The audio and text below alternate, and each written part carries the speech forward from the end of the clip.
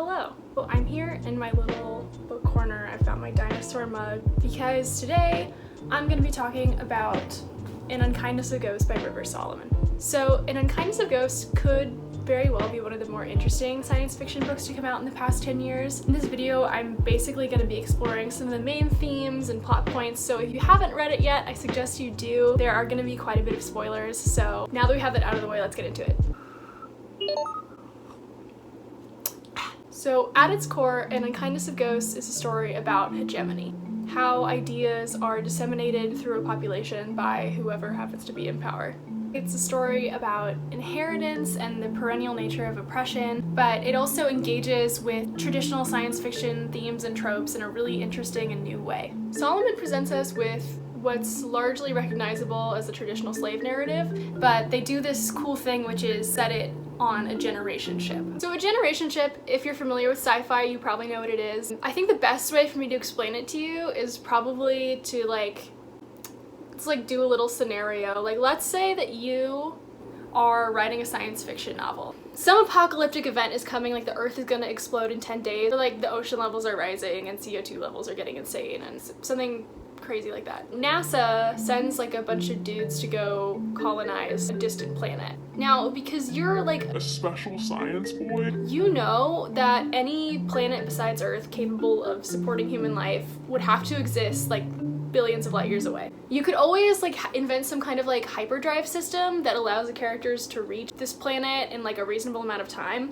but you're also committed to realism. You want to be taken seriously because you're a special science boy. Very dark and literary. And you really don't want to be associated with those commercialists with their lightsabers who could never possibly grasp the eminent brilliance of gravity's rainbow. The giant spaceship is a metaphor for a dig. The solution then, if you want to stay within the realm of plausibility, is to make the ship self-sustaining enough that the humans who reach the destination would be the remote descendants of the original long-dead crew, intervening generations having lived and died aboard the journeying vessel. The most recognizable example I can think of is probably WALL-E, although where WALL-E had the axiom, which is this hedonistic paradise where your every need is met, An Unkindness of Ghosts has Matilda, which functions kind of like the antebellum South. So the actual geography of Matilda is never explicitly clear. We know that the ship is separated into decks A through Z, centered around something called Baby Sun, which is this mock solar system, a little ball of radiation in the center of the ship.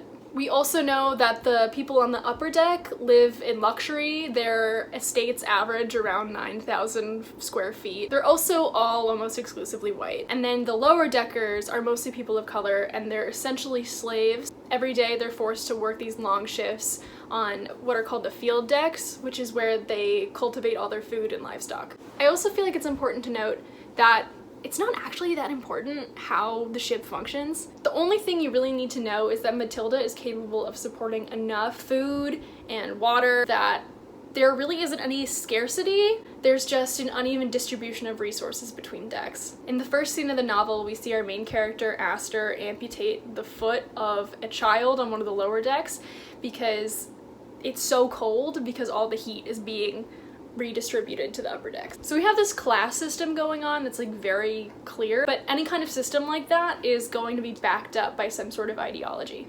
And this is where the religious aspect of An Unkindness of Ghosts comes in. The people on Matilda call Earth the Great Lifehouse, which really just goes to show how mythicized the original survival mission has become. For Matilda's elite, this is not just a scientific journey, this is a sanctified one. Beyond the religious ideology, there are also interesting conceptions around race and gender at play here. Despite taking place in an unrecognizable, distant future, all the leadership positions are held exclusively by white men, and at the same time, all kinds of productive labor, like working on the field decks or operating Baby Sun, are done by women, and mostly women of color. So we have these ideas about gender and religion that are oppressive and fairly antiquated. In the meantime, Matilda is also hurtling light years away from the societies where these ideas were generated. River Solomon could have easily taken this novel in a more outward direction. They could have explored what a community built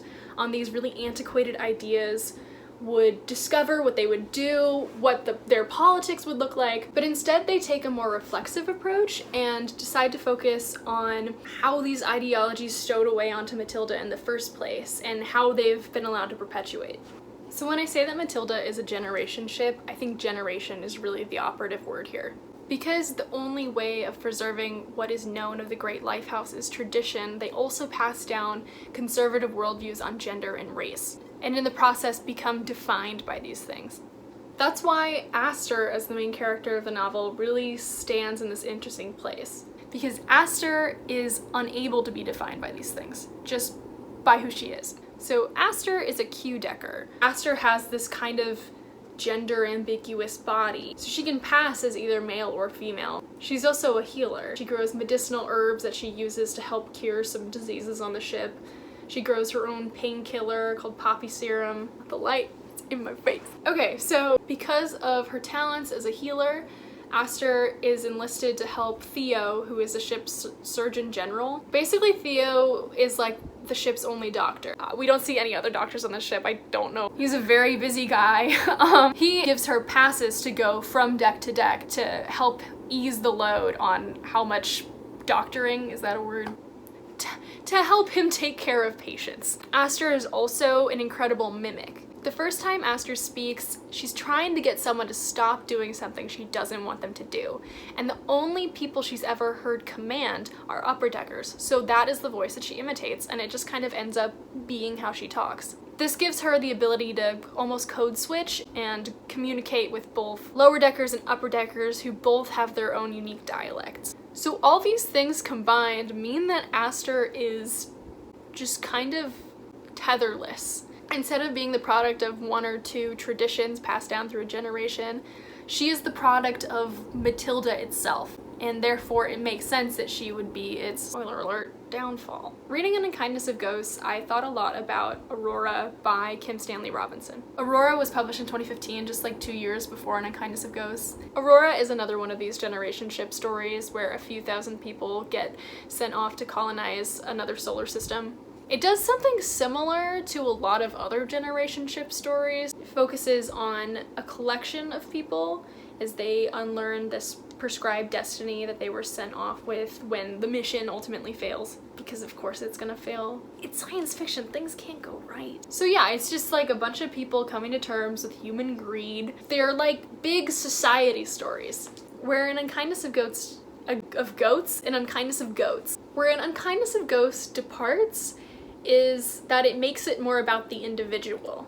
We're not seeing Aster's bunkmates and everyone who works on the field decks rise up together in arms. There is some of that in there, but that's not the point. Solomon is focusing on one person, Aster, and how does she receive these ideologies?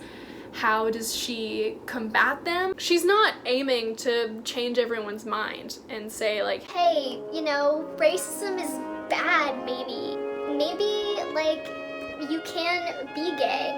Because that wouldn't really be realistic. In the end, it really is all about person-to-person connection. Thus, the heart of the novel is really in the relationship between Aster and Theo, who, although they both have almost exactly opposite backgrounds, he is very religious, he's highborn, she is very secular, lowborn. They have this unconditional love and support for one another, and it's through that they're able to break out of the ways that they've both been oppressed. Like, honestly, I think some of us could use that in our own lives. And in this sense, like this return to the personal, Solomon really gets at what a lot of sci-fi is about. In this world that is ever complicating itself with technology, there's this desire to return to the self. They're about what happens when the familiar outweighs the egotistical notion of